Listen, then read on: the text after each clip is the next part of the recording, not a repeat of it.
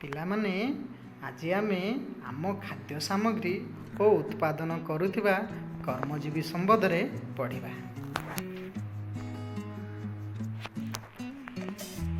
ଆଜିର ପାଠଟିକୁ ଚିତ୍ର ମାଧ୍ୟମରେ ବୁଝାଇବା ପାଇଁ ଚେଷ୍ଟା କରାଯାଇଛି। ତେଣୁ ତୁମେମାନେ ପ୍ରଥମେ ସବୁ ଚିତ୍ର ଓ ମୌଖିକ ପ୍ରଶ୍ନ ଗୁଡ଼ିକୁ ପଢ଼ି ବୁଝିବାକୁ ଚେଷ୍ଟା କର। ପିଲାମାନେ ତୁମେ ମୌଖିକ ପ୍ରଶ୍ନ କରିବ ନାହିଁ, କେବଳ କ୍ରିୟାକଳାପ ଓ ଶେଷରେ ଦିଆଯାଇଥିବା 3ଟି ପ୍ରଶ୍ନ ଓ ସ୍ତମ୍ଭ ମିଳନ ନିଜ ଖାତାରେ ଲେଖିବ। ଆସ କଥାବାର୍ତ୍ତା ହେବା। ଆଚ୍ଛା କହିଲ ପିଲାମାନେ, ଆମେ ପ୍ରତିଦିନ ଖାଉଥିବା ଖାଦ୍ୟ ଗୁଡ଼ିକର ନାମ କୁହ। ଭାତ, ରୁଟି, ଡାଲି, ତରକାରୀ ଏସବୁ ଆମେ ପ୍ରତିଦିନ ଖାଉ। ସେଥିରୁ ଆମର ପ୍ରଧାନ ଖାଦ୍ୟ କ'ଣ? ଭାତ ହେଉଛି ଆମର ପ୍ରଧାନ ଖାଦ୍ୟ। ଭାତ କେଉଁଥିରୁ ତିଆରି ତୁମେ ଜାଣ? କେଉଁଥିରୁ? ଚାଉଳରୁ ତିଆରି। ଭାତର ମୂଳ ଉପାଦାନ କ'ଣ ତୁମେ ଜାଣିଛ? କ'ଣ? ଧାନ। ଠିକ୍ ଉତ୍ତର କହିଛ। ଧାନ ହେଉଛି ଭାତର ମୂଳ ଉପାଦାନ। ଆଚ୍ଛା, ଆମେ ଖାଉଥିବା ଖାଦ୍ୟ କେଉଁ ଉତ୍ପାଦନ କରେ? କୃଷକ ଉତ୍ପାଦନ କରେ। ଆସ ଚିତ୍ର ଦେଖି କହିବା କେଉଁ ଖାଦ୍ୟ କେଉଁଥିରୁ ତିଆରି ଓ ତାର ମୂଳ ଉପାଦାନ କ'ଣ? ଦେଖ, ଚିତ୍ରକୁ ଦେଖ। ଭାତ ଚାଉଳରୁ ତିଆରି, ତାହାର ମୂଳ ଉପାଦାନ ହେଉଛି ଧାନ। ରୁଟି ଅଟାରୁ ତିଆରି, ତାର ମୂଳ ଉପାଦାନ ହେଉଛି ଗହମ। ମାଣ୍ଡିଆ କ୍ଷୀରି ମାଣ୍ଡିଆରୁ ତିଆରି, ତାର ମୂଳ ଉପାଦାନ ହେଉଛି ମାଣ୍ଡିଆ।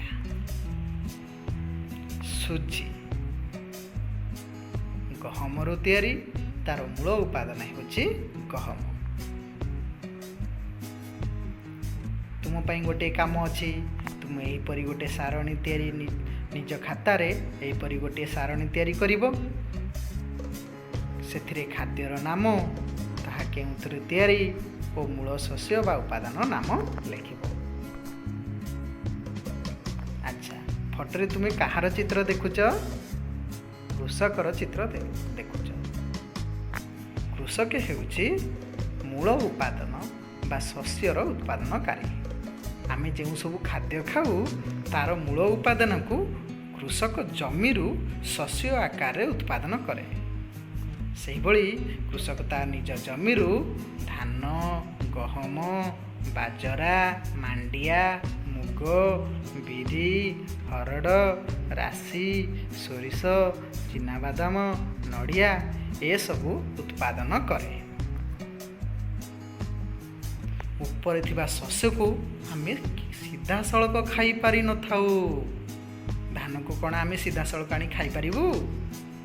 ତେଣୁ ତାକୁ ବିଭିନ୍ନ ଉପାୟରେ ଖାଦ୍ୟ ଉପଯୋଗୀ କରାଉ।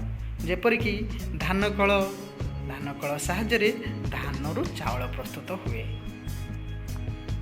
ସେହିପରି ଅଟା କଳ ସାହାଯ୍ୟରେ ଗହମରୁ ଅଟା, ସୁଜି, ମଇଦା ଏସବୁ ପ୍ରସ୍ତୁତ କରାଯାଏ। ତେଲ କଳ ସାହାଯ୍ୟରେ ରାଶି, ସୋରିଷ, ନଡ଼ିଆ, ଅଳସୀ, ଚିନାବାଦାମ, ସୂର୍ଯ୍ୟମୁଖୀ ଆଦିରୁ ତେଲ ପ୍ରସ୍ତୁତ କରାଯାଏ। ଚିନି କାରଖାନାରେ ଆଖୁରୁ ଗୁଡ଼ ଓ ଚିନି ତିଆରି କରାଯାଏ। ତୁମ ପାଇଁ ଗୋଟିଏ କାମ ଅଛି। ଏସବୁ ଫୁଲର ଚିତ୍ର ଦିଆଯାଇଛି। ସେ ଫୁଲର ମଝିରେ ମୂଳ ଉପାଦାନର ନାମ ଲେଖାଯାଇଛି। ତୁମେ ତାର ପାଖୁଡ଼ାରେ ସେଥିରୁ ପ୍ରସ୍ତୁତ ଖାଦ୍ୟର ନାମ ଗୁଡ଼ିକ ଲେଖିବ।